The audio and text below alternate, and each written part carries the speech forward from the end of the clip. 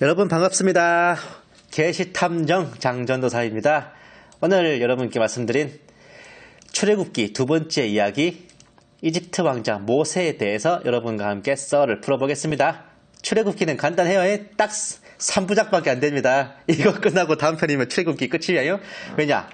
알다시피 여러분 출애굽기에는 뭐 10개의 재앙 이후로는 되게 지루하거든. 모르긴 몰라도 10개의 재앙 끝나고 홍해 건너고 뭐 이집트 전차대들 다 물에 들어가고 그거 이후로 출애굽기 끝까지 막 읽어보신 분들 많이 없을걸요? 오늘은 이제 여러분 교회 안 다니는 분들도 잘 아는 그 이집트 왕자 모세에 대해서 한번 얘기를 나눠보겠습니다. 우리는 이 유명한 블록버스터 영화인 율 브린너 주연의 10개 그리고 애니메이션 이집트 왕자를 통해서 모세와 출애굽에 대해 상당한 배경 지식을 가지고 있습니다. 교회 안 다니는 사람들도 모세와 10개의 재앙, 홍해가 갈라지는 것 정도는 알고 있죠. 물론 그런 분들에게 모세가 왜 이집트 왕자냐 물어보면 사실 대답을 잘 못해요. 왜냐? 파라오의 딸, 즉 공주가 입양한 자식이라 해도 왕의 외손자이죠. 기껏해야 왕족인데 왕자다? 왕자다? 이거 뭔가 좀 어색하지 않습니까? 나만 그런가? 어쩌면 뭐 별거 아닌데 민감하게 군다고 뭘 하실 수도 있겠지만 이렇게 너무 간단하고 쉽게만 여겨지는 것도 한 번 더 쳐다보고 지나가는 게 이 계시탐정의 직업병입니다. 모세가 태어난 것은 BC 1526년입니다. 요셉 사후 279년 후입니다. 오랜 노예 생활로 히브리인들은 에벨 제국의 긍지와 하나님을 향한 신앙은 애초에 굳건히 잡섰어요. 그저 하루하루 노가다로 지새우며 이집트인들이 던져주는 호의에 감지덕지하며 자존심을 버리고 삶을 꾸려나오고 있었습니다. 이집트인들이 던져주는 호의라는 말에 상상이 잘 안 되실 수도 있는데 이집트는 건축을 매우 중요한 국가기관 산업으로 여겼고 건축일에 종사하는 이들에 대한 복지와 급여를 최우선적으로 챙겼습니다. 참 의외인데 이 궁전, 성체 이런 건축물을 짓는데 강제 노역을 하는 노비들한테도 뭐 고기, 생선, 부추, 파, 마늘 같이 양질의 식사와 원기를 돋우는 양념들이 푸짐하게 배급됐다고 하더라고요. 매가 나 힘을 쓰지 뭐. 그에게 히브리인들이라고 뭐 예배겠냐고요. 자유가 박탈되고 선대의 긍지와 신앙을 잃어버리고 미래가 안 보이는 노예 생활일지언정 먹는 것만은 이 기름지게 그리고 배부르게 먹었던 시절이었던 겁니다. 정말 이해가 안 되는 노예 생활인데 이게 여타 다른 나라들과 확실히 다른 이집트만의 모습이었습니다. 그만큼 이집트가 나일강의 축복을 받아 메소포타미아 중원의 국가들에 비해 훨씬 풍족하게 잘 살았다는 의미이기도 합니다. 이 어느 정도였냐? 일반 백성들이 추수가 끝나고 농한기가 되면 자청에서 공사장에 달려와서 일을 시켜달라고 매달릴 정도. 고기, 생선, 부추, 파마늘 이런 것들은 자유민 백성들도 쉽게 먹지 못하는 산물이었단 말입니다. 그러니 출애굽 후에도 히브리인들은 만나로 만족을 못하고 옛날에 잘 먹었는데 어쩌고 저쩌고 왕년 드립을 치면서 개소리들을 해대죠. 이거랑 비슷한 예가 북한입니다. 흔히 이제 우스갯소리로 아오지 탄광에 끌려간다 하지만 이 탄광에서 일하는 광부들의 급여와 대우가 상상 이상이라고요.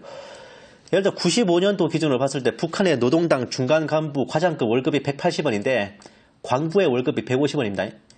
학교 교사의 월급이 80원이고 1급 교원인 대학 교수가 140원인데 광부는 초봉이 100원이에요. 최대 150원에서 200원 사이. 월급만이 아닙니다. 북한의 전 주민계층 중에 매달 꼬박꼬박 백미의 고기 기름을 배급받는 층이 당 간부와 군관들 말고는 광부들이었다고요. 1958년에 아오지 탄광에서 노역을 하던 국군 포로들이 북한 당국에 대한 항거로 아오지 탄광을 다이너마이트로 폭파시킨 적이 있었습니다.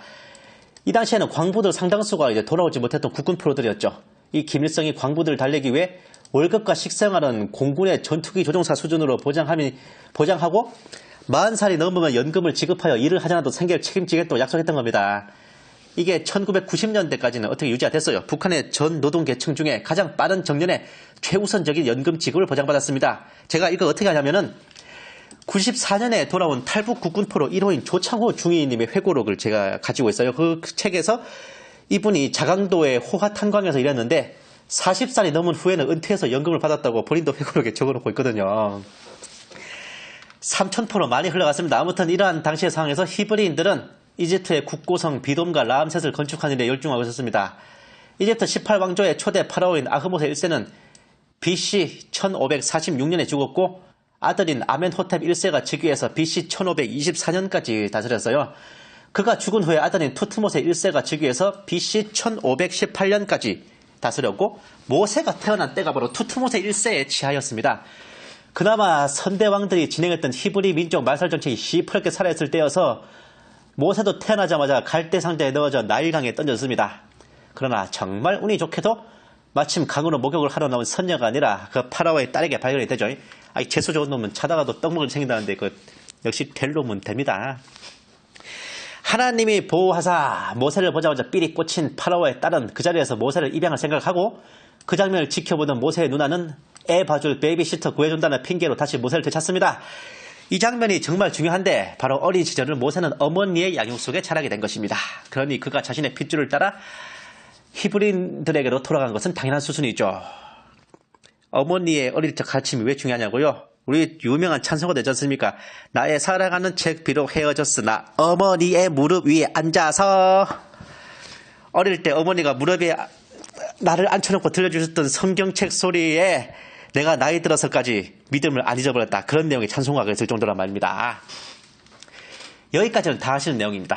여기서부터는 사실 좀 생소한 얘기를 드릴 거예요. 공주에게 입양된 모세가 어떤 연유로 이집트 왕자가 되었을까? 그냥 바로의 딸이라고 잠시만요. 이거 아셔야 되는데 맨날 바로왕 하는데 그 바로가 이름이 아니에요. 파라오라는 말을 그렇게 쓴 게 바로입니다. 예. 넘어갈게요. 이 아버지인 투트모세 1세에게 극진한 총애를 받았던 그 왕녀였습니다. 그러니 히브리인의 아이를 버젓이 데려와 양자로 삼는 것도 누구도 시비를 못 털어줘. 모가지가 몇 개라고 시비를 털어. 당시 이집트뿐 아니라 왕실들은 왕족의 신성한 혈통을 유지한다는 구실로 근친혼을 유행했어요. 당대 관습에 따라 공주는 남동생과 결혼했습니다.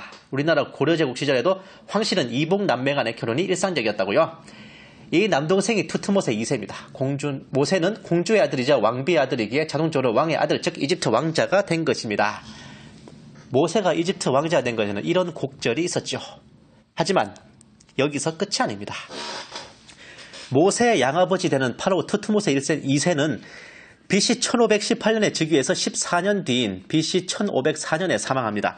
그러나 모세의 어머니 즉 공주가 딴 마음을 품기 시작했죠.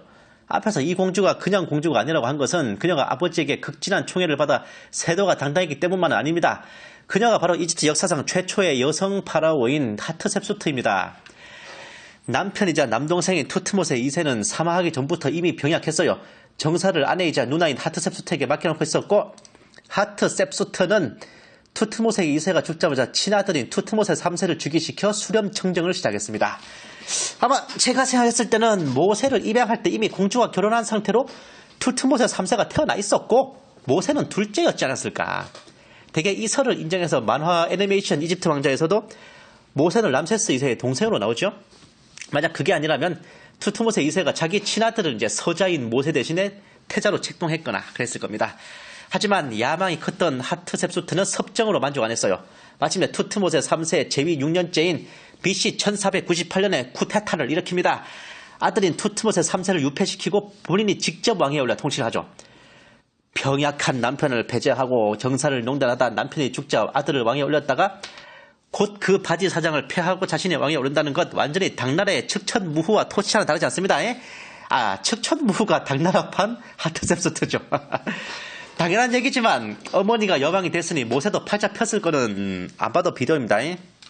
제 생각이지만 모세가 바로의 딸에게 갔다는 내용 이후로 히브리인들의 남자아이들을 강에 던진다는 얘기가 없는 걸로 봤을 때 아마 모세가 하트셉수트에게 간청해서 그런 제도를 폐지하지 않았을까 이런 추리도 가능하죠. 하지만 옛말에 권불 10년이요 화무 11홍이라 여왕 하트셉수트의 천하도 15년 만에 막을 내렸습니다. 하트셉수트는 BC 1498년에 즉위하여 1483년에 투트모세 3세 아들의 그 역쿠데타로 폐위되었고 왕위를 되찾은 투트모세 3세는 BC 1450년까지 재위하며 수많은 대외 원정에서의 승리로 영토를 최대로 넓혀 이집트의 나폴레옹이라 불리는 명군이 되었습니다. 이집트 역사의 재위 기간 40년 넘어가는 딱 두 명의 파라오가 바로 투트모세 3세와 람세스 2세죠. 이와 대조적으로 모세는 신세를 져졌습니다. 모세는 하트셉수트의 실각 이후 곧바로 숙청되었을 것으로 여겨지며 BC 1480년 당시 이 양반이 43살이었죠. 모세가 이집트 궁정에서 40살까지 보냈다는 정설과 거의 일치합니다. 그는 숙청되어 그에 대한 기록이 모두 삭제된 후 히브리 노예들이 이런 노역장으로 배치되고 그곳에서 히브리인들을 구타하는 이집트인 감독관을 때려 죽이고 묻어버립니다. 완전 범죄를 획책했어요. 하지만 의리 없는 동포들의 배신으로 투트모세 3세의 귀에 들어가게 되고 모세는 자신을 죽이려는 투트모세 3세를 피해 미디안으로 도망가 80살까지 보내게 됩니다. 근데 생각해보세요. 당대 왕족들의 횡포가 하늘을 찔렀습니다. 백성들 목숨은 팔의 목숨이라고요. 예? 아니 사람 하나 죽였다고 왕자가 그것도 현 파라오의 동생이 사형 선고를 받는다는 게 말이 되는 소리냐고. 예? 이게 엄연히 모세가 이 권력을 잃고 실각해서 숙청된 상태에서 벌어진 일이었기 때문에 그랬던 겁니다. 예? 총망받던 왕자에서 도망대로 전락한 모세, 미디안으로 달아납니다. 그곳에서 미디안 제사장의 딸 신보라가 아니라 십보라와 결혼하게 되어 얘 언니가 구보라고 큰언니가 팔보란가? 이미 신생아 때부터 파라오의 딸을 매혹시켰던 전력이 있던 터라 이번에도 미디안 제사장 이드로 이 사람 동생이 2%요? 그를 보자마자 삘이 꽂혔어요. 묻도 따지도 않고 그를 사위로 삼습니다. 이거 뭐 양아치 몇 명 쫓아주고 평생 기댈걸 얻었으니 행운의 사나이 픽업 아티스트의 원조 모세 되겠습니다. 여기에서 모세는 이전의 모든 것을 포맷하고 40년간 미디안에 이름 없는 양아치가 아니고 양치기 목동으로 살아가게 되죠. 그리고 그의 나이 80살 되었을 때 비로소 하나님께 소명을 받아 동포들을 구출하기 위한 첫 발을 내딛습니다. 젊었을 때 이집트 말, 나이 들어서 미디안어를 쓰다 보니 히브리어가 허벌나게 서툰 그를 위해서 형인 아론이 대변인까지 맞죠. 모세가 스스로 고백한 나는 혀가 둔한 자라 말이 서툴다는 게 언변이 서툴다는 말이 아니에요. 히브리어 구사 능력 자체가 떨어진다는 의미입니다. 사실 모세를 이 40년간 이집트 왕자로 살게 하신 것도 모두 하나님의 뜻입니다. 왜냐하면 당시의 히브리 민족은 수백 년간의 노예 생활로 우민화됐어요. 이집트인이 던져주는 호위에 굽실굽실하며 영혼과 자존심을 팔아버린 이들이었단 말입니다. 이런 그들을 각성시켜 이끌어내려면 그들과는 다른 환경 속에서 배양된 신세대여야만 했습니다. 성경과 5대 제국이라는 명절을 쓰신 교수님의 표현을 빌리면 아무리 절박하다 한들 히브리 노예들의 대표 그 노조위원장을 왕실 회담장에 앉혀줄 턱이 있겠어요? 그래도 이집트 왕실에 물을 잡숴본 전직 왕자 정도는 돼야 이 사람들도 대등한 회담 상대로 여긴단 말입니다. 모세가 이집트 왕자가 된 것, 요셉을 이집트의 국무총리로 세우시고 다니엘을 바벨론과 페르시아의 총리 대선으로 세우신 가만히 있자. 뭐 국무총리나 총리 대신이나 뭐가 다르지? 아무튼 이것과 비견되는 미래를 위한 하나님의 놀라운 밑장빼기가 아니고 포석이었습니다. 억압받던 노예의 아들로 태어나 이집트 왕자이며 권력자로 젊은 시를 보내고 모든 것을 잃고 굴러떨어져 도망자 신세로 전락했으며 이름 없는 양치기로 중년을 보낸 모세. 인생의 단맛과 쓴맛을 모두 겪고 최고의 순간과 최악의 순간, 천국의 계단과 지옥의 문턱을 두루 밟아본 그가 마지막으로 발견한 것은 누구? 주 하나님이셨습니다. 마지막 순간에 그가 하나님을 붙잡았을 때 하나님은 그에게 히브리 민족을 이집트에서 이끌어내는 지도자로서의 인생 산막을 허락하셨어요. 수천 년이 지난 지금까지 모세는 빛나는 주의 선지자요, 선택받은 이스라엘 민족의 수장으로 길이 전해지고 있습니다. 비록 인간 역사의 기록에는 지워지고 가려졌지만 하나님의 기록에는 한 획도 지워지지 않았으며 이 세상이 끝나는 순간 그 이후에도 영원히 잊혀지지 않을 빛나는 믿음의 선조, 바로 모세입니다. 다음 시간 출애굽기 3번째 이야기 10개의 문제양은 사실인가로 찾아뵙겠습니다. 감사합니다.